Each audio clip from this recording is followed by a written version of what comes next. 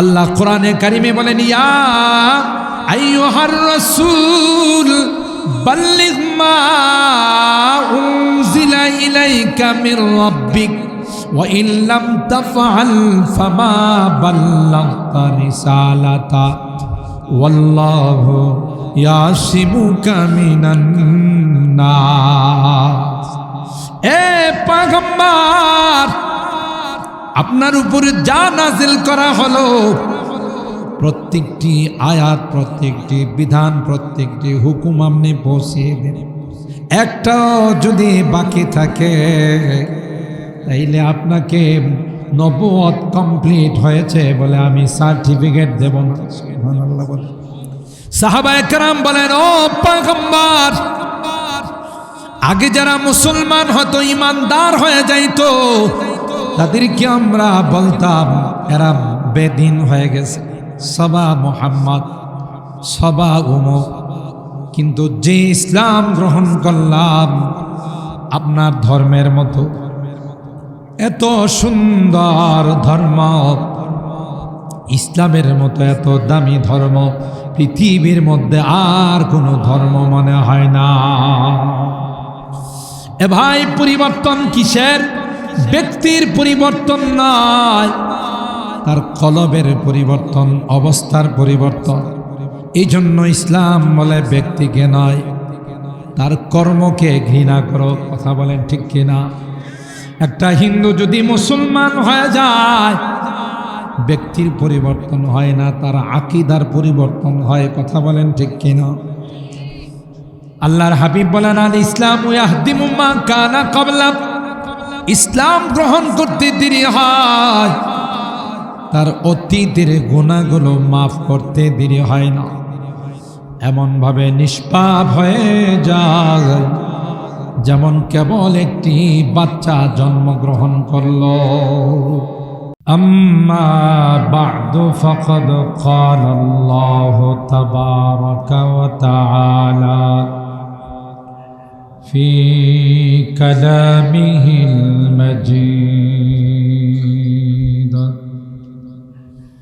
وفي فرقانه الحميد. أعوذ بالله من الشيطان الرجيم. بسم الله الرحمن الرحيم. فإن آمنوا بمثل ما آمنتم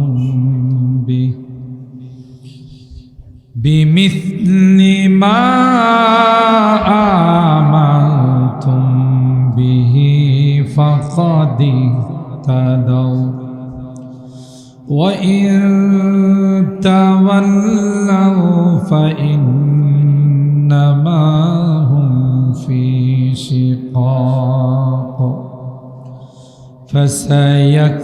فسيكفيكهم الله وهو السميع العليم. وعن ابن مسعود رضي الله تعالى عنه قال من كان مستنا فليستن بمن قد مات فإن الحي لا تؤمن عليه الفتنة أولئك اختارهم الله لصحبة نبي ولإقامة دينه كانوا أقلهم تكلفا وأعمقهم علما وأبرهم قلوبا. بارك الله لنا ولكم في القرآن العظيم ونفعنا وإياكم بالآيات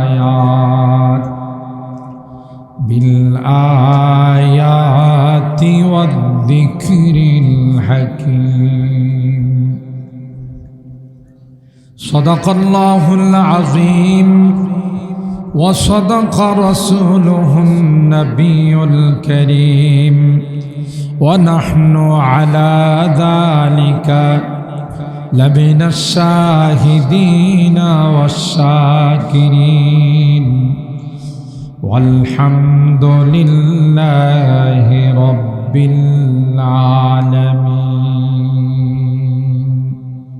সকলে দরুদ শরীফ পড়ি اللهم صل على محمد وعلى آل محمد كما صليت على إبراهيم وعلى آل إبراهيم إنك حميد مجيد اللهم بارك على محمد وعلى آل محمد كما باركت على إبراهيم وعلى آل إبراهيم إنك حميد مجيد الحمد لله ثم الحمد لله সিন্দুরা সাহাবা সৈনিক ইসলামী যুব সংগঠনের উদ্যোগে আয়োজিত 20তম বৎসরপূর্তি উপলক্ষে 4 দিনব্যাপী তাফসীরুল কোরআন মাহফিলে আজকের সমাপনী দিনে সম্মানিত সদর হযরতুল আল্লামা মুফতি মুবারকুল্লাহ সাহেব দামাত বারাকাতুহুম মুহতামিম জামিয়া ইসলামিয়া ইউনুসিয়া ব্রাহ্মণবাড়িয়া সহ সভাপতি হযরত মাওলানা তৈয়ব আলী সাদরি সাহেব ইমাম ও খতিব সিন্দুরা উত্তরপাড়া দোতলা জামে মসজিদ হযরতে উলামায়ে কেরাম বেরাদারানি ইসলাম পর্দার আড়ালের মা ও বোনেরা আল্লাহ পাকের দরবারে লাখো কোটি শুকরিয়া যে রব্বে কায়নাত গত 3 দিনের ন্যায় আজকেও আখিরি দিনে দীর্ঘক্ষণ পর্যন্ত বসে বুজুর্গ উলামায়ে কেরামদের জবান থেকে কোরআনুল কারীমের তাফসীর শোনার আসার বসার তৌফিক দান করেছেন। এই জন্যে অন্তরের অন্তঃস্থল থেকে কালিমাতুশ শুকর আদায় করে জোরে সুরে বলি আলহামদুলিল্লাহ।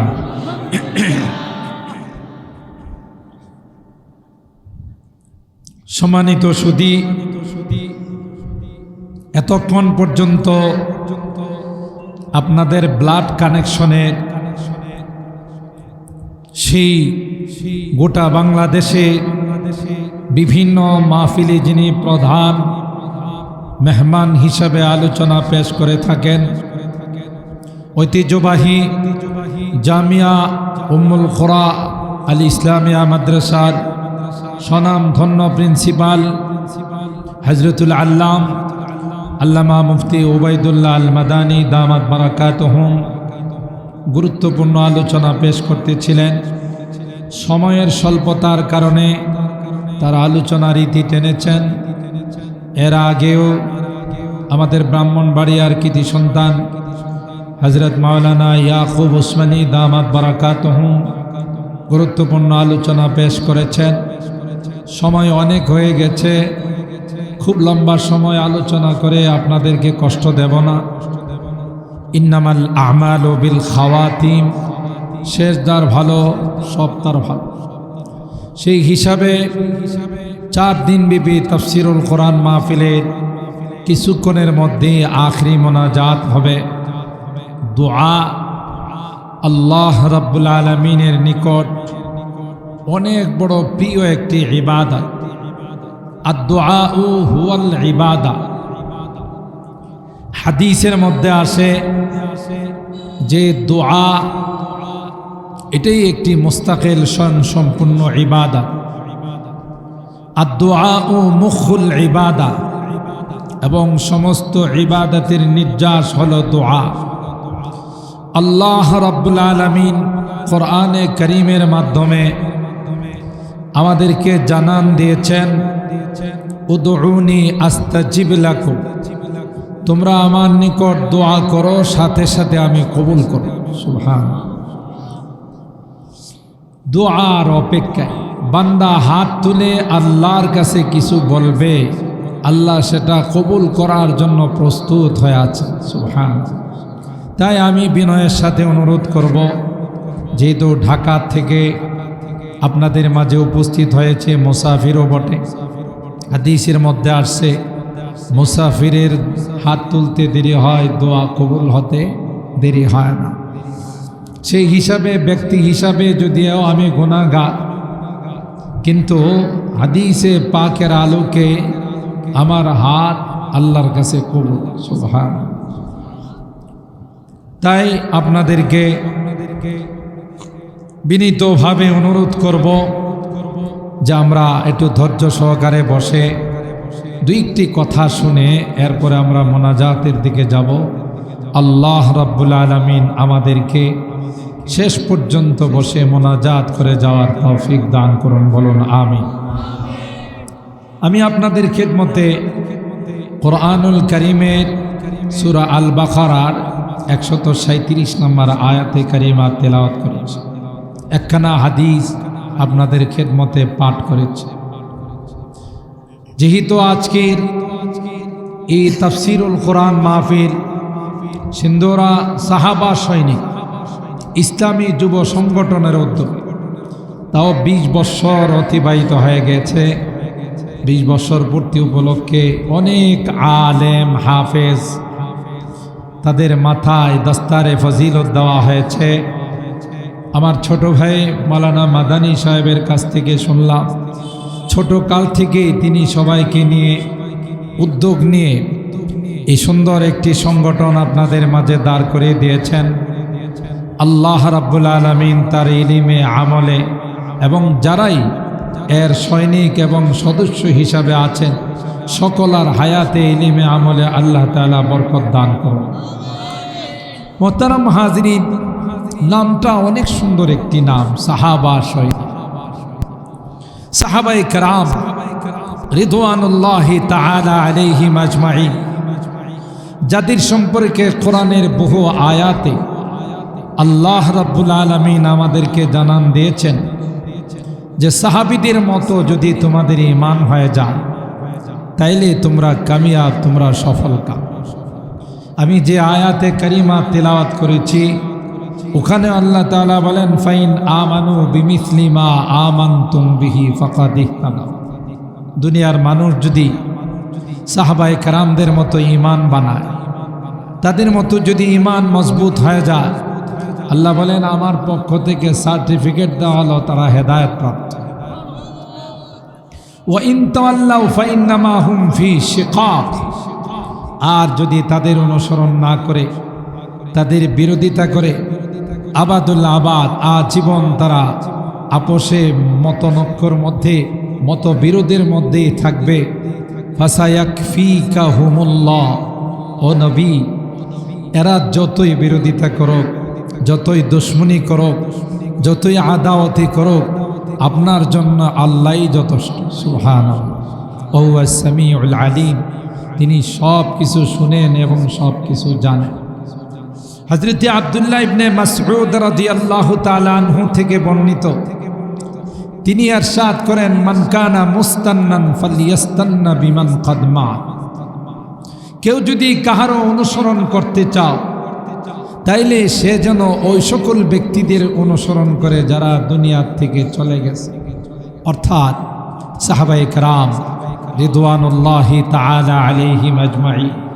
কেননা ফাইন্নাল হাইয়া লা তু'মানু আলাইহিল ফিতনা, জীবিতদের আশঙ্কা আছে যে কোনো সময় লাঞ্ছিত হয়ে যাইতে পারে।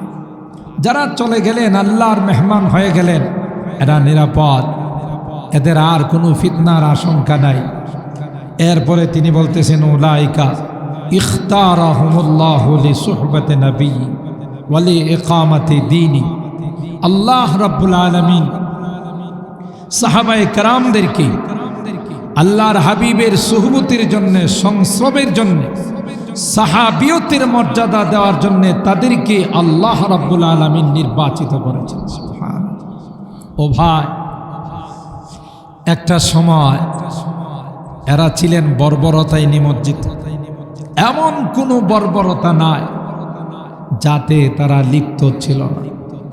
এমনকি আপোষে নিজেদের মধ্যে কোনো দুশ্মনী থাকলে, আদাওয়াতে থাকলে ওসিয়ত করে গেছেন সন্তানদের যে আমি প্রতিশোধ নিতে পারি নাই, তোমরা যদি আমার সন্তান হয়ে থাকো তাইলে তোমরা প্রতিশোধ নিও। যেমন আউস আর খাজরাজ, কোরআনে কারিমে আল্লাহ তাআলা তাদের সম্পর্কে বলেন, ইয কুনতুম আ'দাআন ফাআল্লাফা বাইনা কুলুবিকুম ফাআসবাহতুম বিনি'মাতিহি ইখওয়ানা।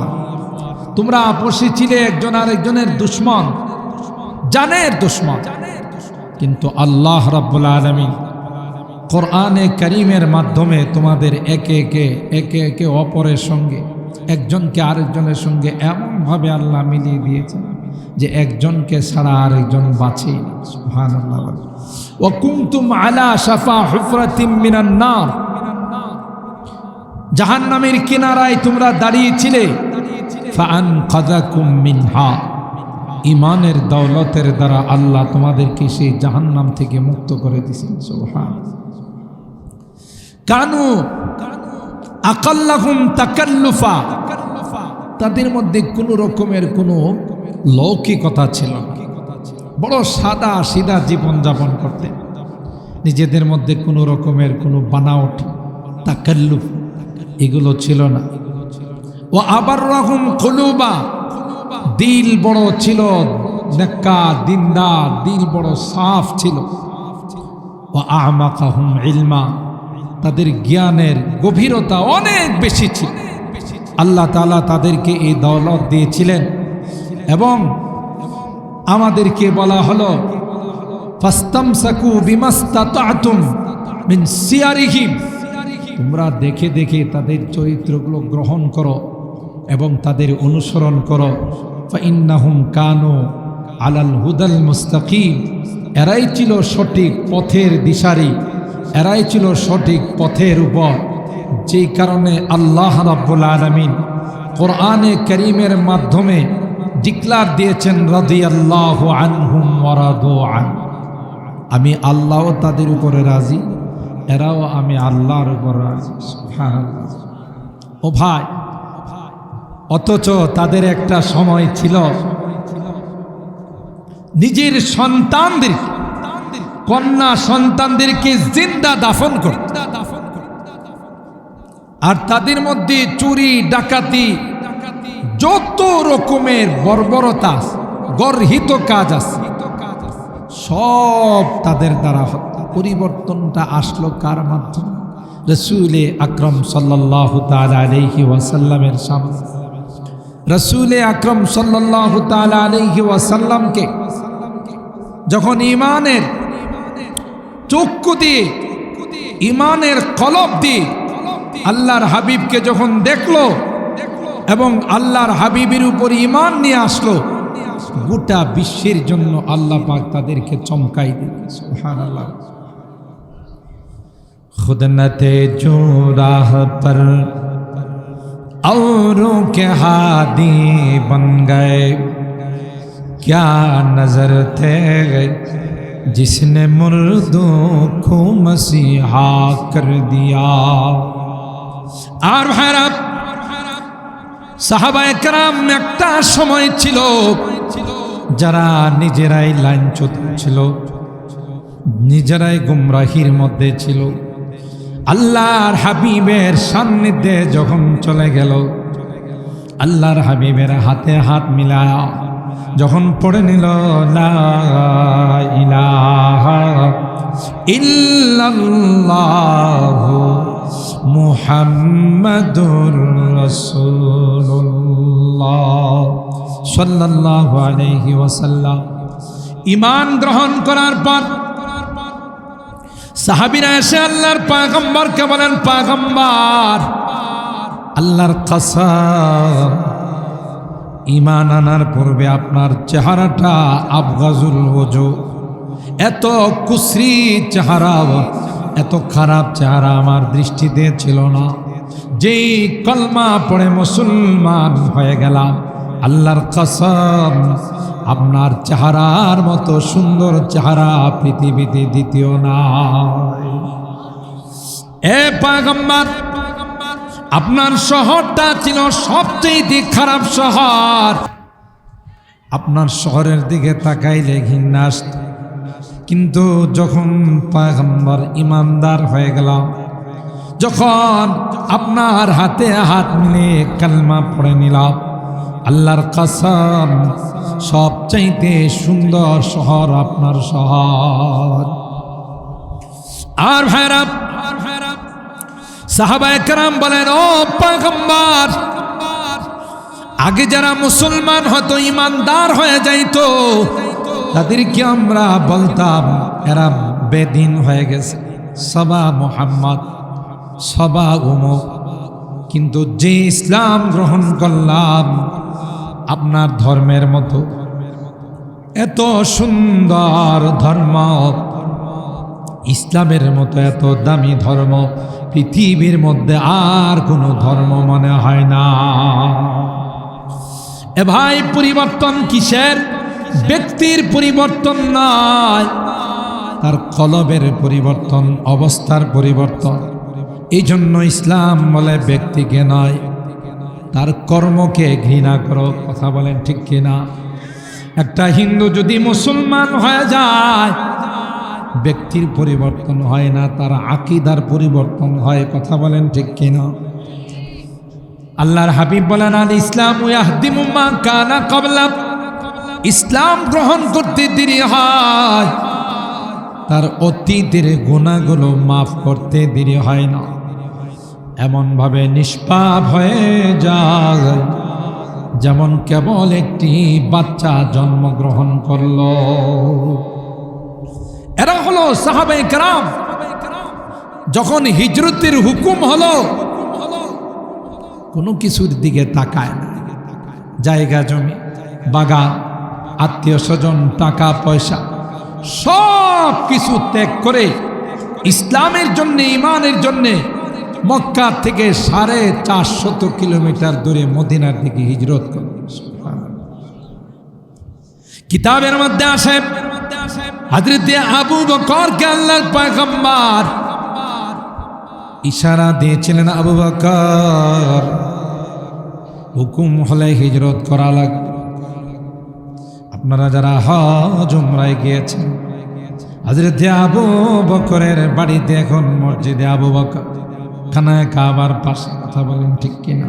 হারামের ভিতরে হযরত আবু বকর পয়গম্বর ইশারা দিয়েছেন, আবু বকর, যে কোনো সময় তোমাকে নিয়ে হিজরতে বের হয়ে যেতে। যখনই আল্লাহর পয়গম্বরকে হত্যা করার জন্য মক্কার কাফের মুশরিকরা দারুন নাদওয়া তাদের পার্লামেন্টে আবু জাহেলের নেতৃত্বে যখন সিদ্ধান্ত হয়ে গেল মুহাম্মদকে হত্যা করা ছাড়া কোনো বিকল্প নাই, নাউজুবিল্লাহ বলেন। আমি আপনাদের জিজ্ঞাসা করতে চাই, গোটা বিশ্ব মিলে যদি চেষ্টা করে আল্লাহর পয়গম্বরকে হত্যা করার জন্য পারবে? আল্লাহ কোরআনে কারিমে বলেন, ইয়া আইয়ুহার রাসূল বাল্লিগ মা উনজিলা ইলাইকা মির রাব্বিক ওয়া ইন লাম তাফআল ফামা বাল্লাগতা রিসালাতা ওয়াল্লাহু ইয়াসিমুকা মিনান নাস। এ পয়গম্বর, আপনার উপরে যা নাজিল করা হলো, প্রত্যেকটি আয়াত, প্রত্যেকটি বিধান, প্রত্যেকটি হুকুম আপনি পৌঁছিয়ে দেন। একটা যদি বাকি থাকে তাইলে আপনাকে নবুয়ত কমপ্লিট হয়েছে বলে আমি সার্টিফিকেট দেব না। সুবহানাল্লাহ বলে। ভণ্ডরা দেখবেন একটা কথা কয় যে কালাম হলো 60,000, আমরা 30 পারা কই না, এরা কো 60,000। অর্ধেক জাহিরি আর অর্ধেক বলে বাতিনি, কথা কয় না। জাহিরি হলো 30 পারা আর বাতিনি হলো মারিফত।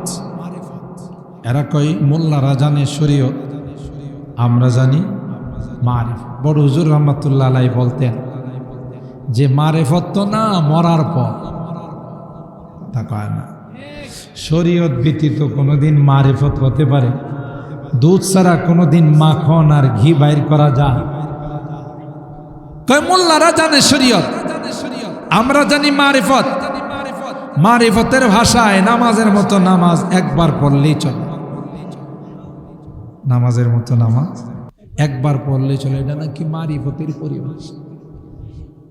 আবার মাঝে মধ্যে দুই একটা ভণ্ড আছে, এটি নামাজ পড়ে না, রোজা রাখে না। যদি মুরিদান জিজ্ঞাসা করে, হুজুর আপনি পিসা নামাজ রোজা পড়েন না? কই উপরওয়ালার ইচ্ছা, কয় না, মানে আল্লাহর ইচ্ছাই হ্যাঁ নামাজ পড়েন। চিন্তা করতে পারেন, একে যদি কোরআন সুন্নাহ দিয়ে আপনি বুঝাইতে যান সারাদিন বুঝবো। কারে মৌলভি তোমার এটা হলো শরীয়ত, আমি আছি মারিফতের লাই।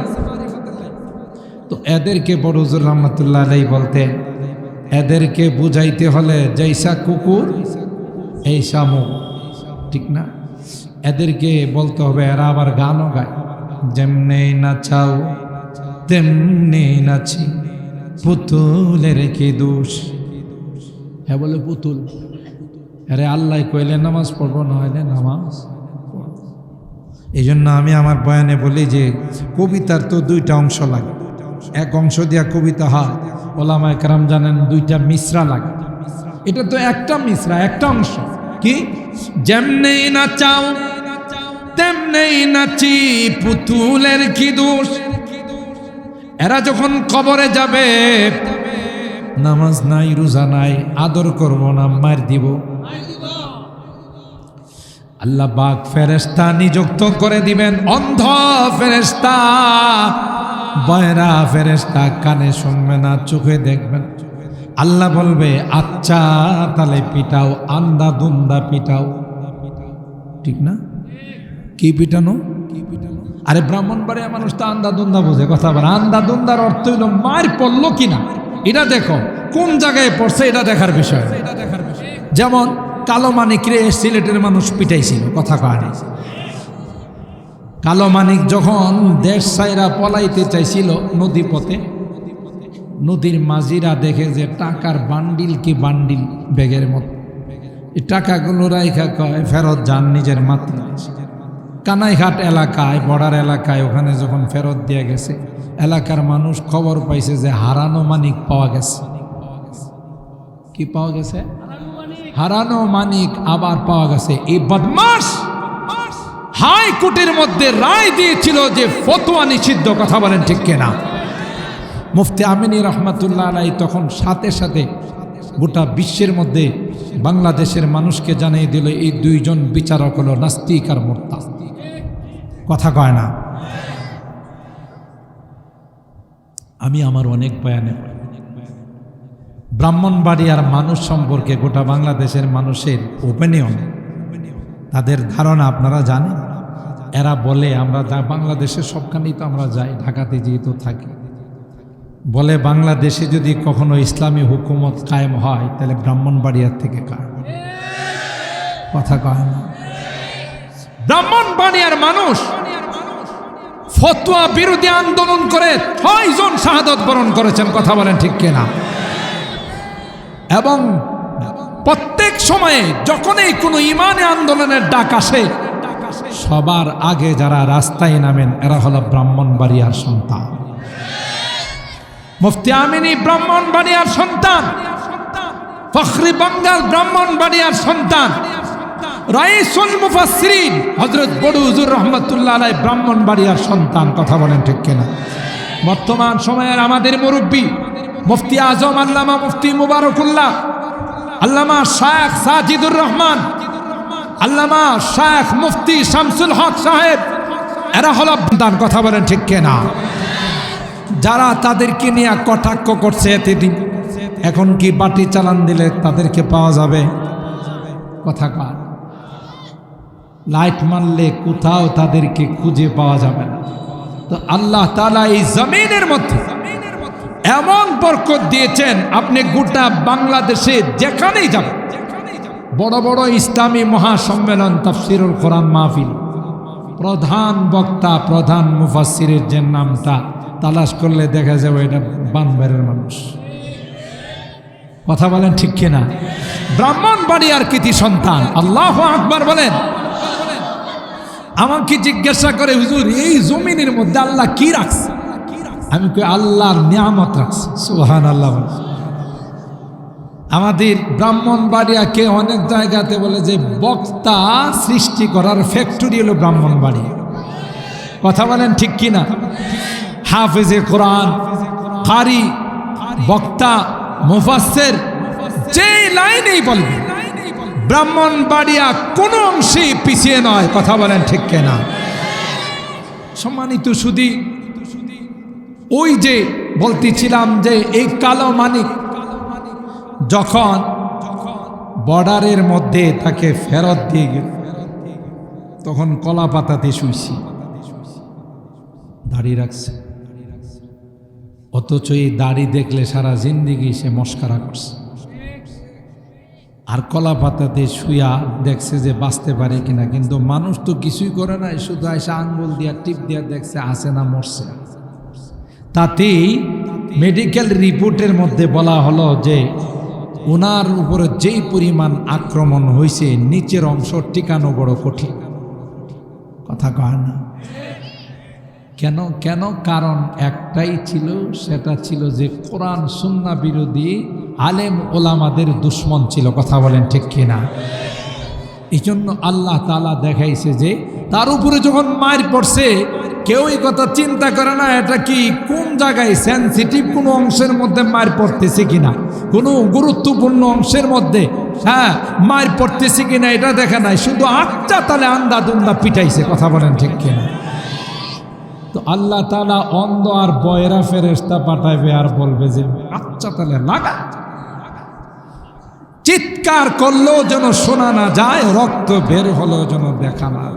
আল্লাহ কয় মারবা যখন, তখন হেজে দুনিয়াতে কবিতার একটা অংশ পড়ছিল, তোমরা আর একটা অংশ পয়রা, তখন মায়ের মধ্যে যেন জোর আছে। দেখেন বিদ্যুতের পিলার যখন টান দে, কয়েকজনে মিলা কিছু কয় না, গীত গায় না, পুঁতি পড়ে না, পরে আল্লাহ দেরে টান রূপবান বানু কইছে গান, কয় না এরকম? এটি কয় কেন জানেন? যেন শক্তি পায়। তো আল্লাহ ফেরেশতাদেরকে বলবে আচ্ছা তাহলে পিটা। পিটানোর সময় এই যে কবিতার একটা অংশ কইছিল, আর একটা অংশ তারা বলবে আর পিটাবে। কথা বলেন ঠিক কি? যেমনি নাচাও তেমনি নাচি, পুতুলের কি দোষ। ফেরেশতারা পিটায় আর কয় যেমনি হুকুম তেমনি পিটায়, ফেরেশতার কি দোষ। বড় হুজুর বলতেন যে এই সকল ভণ্ডদেরকে বড় বড় লঞ্চের স্টিমারের রশি দিয়া বট গাছে বাঁধতে, বট গাছে বাইন্দা দুপুরে 4টা খানা দেওয়ার পর আর কোনো খানা দেওয়া যাবে না। বিকালে হলে সকালে হলে যখন চিল্লা পাল্লা করবো, খুদা হে আমার খানা দাও, তখন মুকুর নিয়ে মুখের মধ্যে মারতে হবে, খাওয়ার মতো খাওয়া, একবার খাইলেই চলে। কথা কয় না? খানার মতো খানা যদি কয় খানার মতো খানা একবার না খাইলে চলে না, একবার খাইলে চলে না, বারবার খাইতে হয়। তাহলে নামাজের মতো নামাজ একবার পড়লে কেমনে চলবে? কথা কয় না? এই ভণ্ড যারা আছে, মানুষের ঈমান ডাকাতি করার জন্য বিভিন্ন লাইনে মাজারিনি তাদের পায়ে সিজদা করায়া এইভাবে মানুষের ঈমানকে ধ্বংস করার জন্য ষড়যন্ত্রে লিপ্ত। কথা বলেন ঠিক কিনা? বলতেছিলাম আমার ভাইরা, হযরতে সাহাবায়ে কেরাম রিদওয়ানুল্লাহি তাআলা আলাইহিম আজমাইন হিজরত করে মক্কা থেকে মদিনায় গেলেন। নিজের সম্পত্তি, টাকা পয়সা সব কিছু রেখে চলে গেলেন। পয়গম্বর হযরতে আবু বকর সিদ্দিক রাদিয়াল্লাহু তাআলা আনহুকে ইশারা দিয়ে আবু বকর যে কোনো সময় আল্লাহর হুকুম হলে হিজরত করা লাগবে। আবু বকর আল্লাহর পয়গম্বরের হুকুম পাওয়ার পর কোনো রাত্রে বিছানায় তিনি শোয়ে নাই, বালিশের মধ্যে মাথা লাগায়। আবু জাহেলের নেতৃত্বে পার্লামেন্টের মধ্যে যখন সিদ্ধান্ত হলো মুহাম্মদকে হত্যা করা ছাড়া কোনো বিকল্প নাই, নাউজুবিল্লাহ বলেন, অথচ আল্লাহ পাক বলেন পয়গম্বর আপনার উপর যে দায়িত্ব দেওয়া হয়েছে, আপনি দিনের কাজ কোরআনের ওহী যা নাযিল করা হয়েছে গোটা বিশ্বের মধ্যে আপনি পৌঁছে দেন। ও পয়গম্বর আপনার হেফাজতের দায়িত্ব স্বয়ং আমি আল্লাহ নিলাম।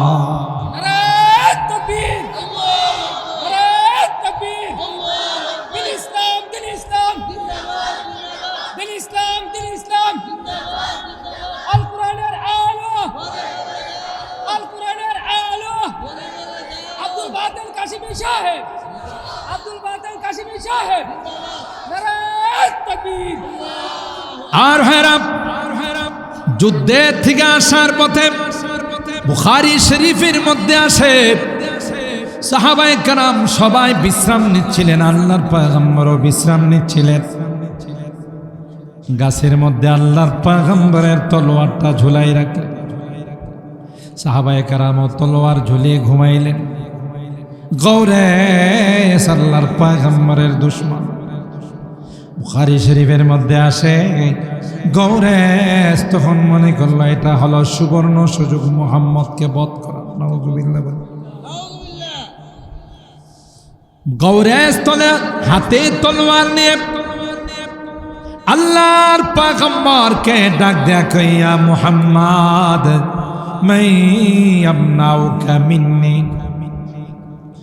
আল্লাহর নবীর তলোয়ারটা হাতে নিল, তার তলোয়ারও হাতে নিয়ে পয়গম্বরকে বলে মুহাম্মদ বলো তো দেখি আমার হাত থেকে তোমাকে কে বাঁচাই। আল্লাহর নবী মনে হয় ভয় পাইছে, কথা বলেন। আল্লাহর নবী মুস্কি হাসি দিয়া কোনো কিছুই বলে না, শুধুমাত্র একটা শব্দ উচ্চারণ করেছে, সেটা হলো আল্লাহ। উলামায়ে কেরাম বলেন এটা হলো ইসমে আজম। কেউ যদি বিশ্বাস নেই শব্দটা উচ্চারণ করতে পারে আল্লাহর কসম, যত বড় মহা বিপদই হোক না কেন সাথে সাথে আল্লাহর সাহায্য তার উপর চলে আসবে। সুবহানাল্লাহ জোরে বলে। আল্লাহর হাবিব বলতে দেরি হয়, গৌরসের হাতে কম্পন শুরু হতে দেরি হয় না, প্যারালাইসিসের মতো কাঁপতে থাকল। আল্লাহর হাবিবের এই কাঁপতে কাঁপতে গৌরসের এদিকে সবাই এদিকে তাকান, এদিকে তাকান। আল্লাহ একটু জেগে বলেন লা ইলাহা ইল্লাল্লাহ, লা ইলাহা ইল্লাল্লাহ, লা ইলাহা লা ইলাহা ইল্লাল্লাহ, লা ইলাহা। আগুন লাগছে নাকি? কি আগুন লাগছে? হ্যাঁ, এই আগুন শয়তানে লাগাইছে, মানুষে লাগায় নাই।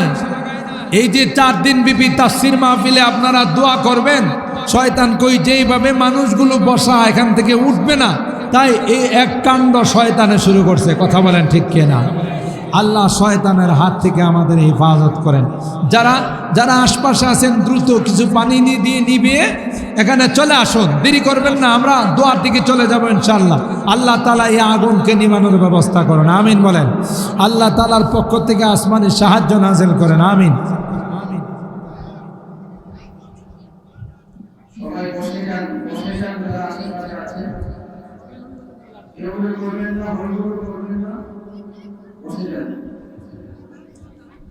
হ্যাঁ, যারা বাইরে গেছি আমরা চলে আসি ভাই, কিছুক্ষণের মধ্যেই দোয়ার দিকে আমরা চলে যাব ইনশাআল্লাহ। লা ইলাহা লা ইলাহা লা ইলাহা ইল্লাল্লাহ, লা ইলাহা ইল্লাল্লাহ, লা ইলাহা ইল্লাল্লাহ।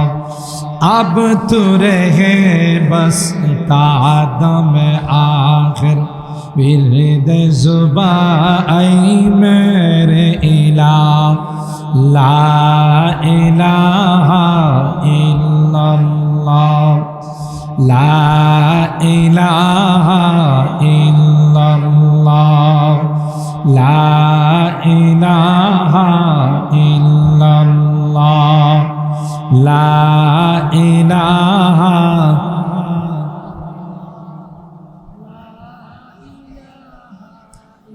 याद से तेरे सबको भुला दा, कोई ना मुझको याद रहे। याद से तेरे सबको भुला दा, कोई ना मुझको याद रहे। तुझ पर हर बार लुटा दाओ, खानाए दिल आबाद रहे।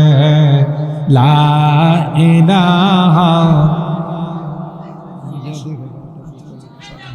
ला इलाहा इल्लल्लाह, ला इलाहा इल्लल्लाह, ला इलाहा हो ला इलाहा, ला इलाहा इल्लल्लाह मुहम्मदुर রাসূলুল্লাহ সাল্লাল্লাহু আলাইহি ওয়াসাল্লাম। যারা আছেন বসে পড়ুন। আর যে ঝগড়া হচ্ছে আল্লাহ তাআলার পক্ষ থেকে এটা মীমাংসা করার তৌফিক দান করুন, আমিন বলুন। আসেন বসে পড়ুন, এক্ষুনি দোয়া হয়ে যাবে। আর যারা আপনারা এলাকার মান্যগণ্য ব্যক্তি আছেন, আপনারা উভয় পক্ষকে হাতে পায়ে ধরে তাদের মাথায় হাত বুলিয়ে যে দেখো আজকে এখানে কোরআনের তাফসীরের আখিরি মোনাজাত, আল্লাহর ওয়াস্তে তোমরা ঘরে যাও, এটা পরে বসে আমরা দেখে নিব ইনশাআল্লাহ। সবাই চলে আসুন, এক্ষুনি আমরা দুয়ার দিকে চলে যাব। আল্লাহ সবাইকে আসার বসার তৌফিক দান করুন, আমিন বলুন। হ্যাঁ, কেউ বাইরে থাকবো না, আমরা মুরব্বীরা তাদেরকে মানিয়ে দিই। এবং মীমাংসা করা এটাও একটা অনেক বড় নেক কাজ, এটা অনেক বড় সওয়াবের কাজ। আল্লাহ উভয় পক্ষকে সুন্দরভাবে মীমাংসার পথে গিয়ে উভয় পক্ষকে বুঝার তৌফিক দান করুন, আমিন বলুন।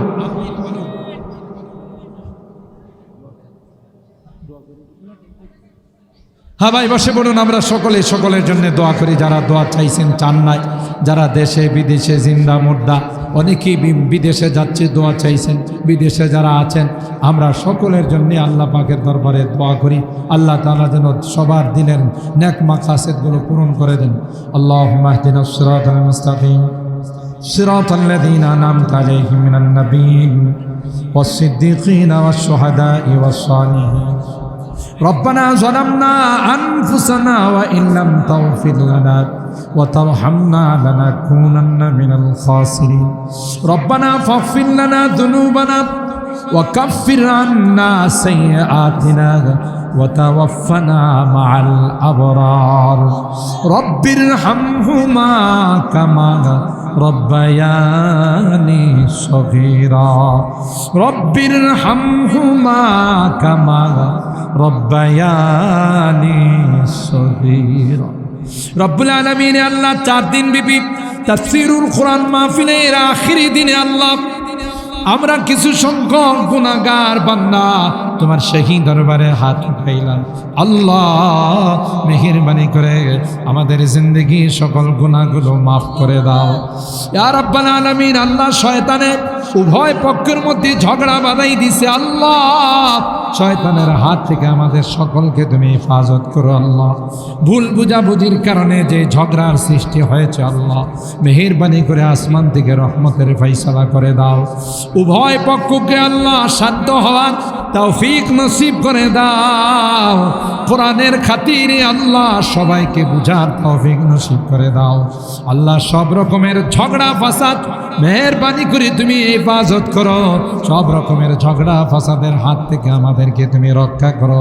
ভাই ভাই হিসাবে সকলকে, মুসলমান হিসাবে একে অপরের রক্তের হিসাবে সবাইকে আল্লাহ তুমি বুঝার তৌফিক নসিব করে দাও ইয়া রাব্বাল আলামিন। আল্লাহ আমাদের রোগীদেরকে পরিপূর্ণ শিফা নসিব করে দাও।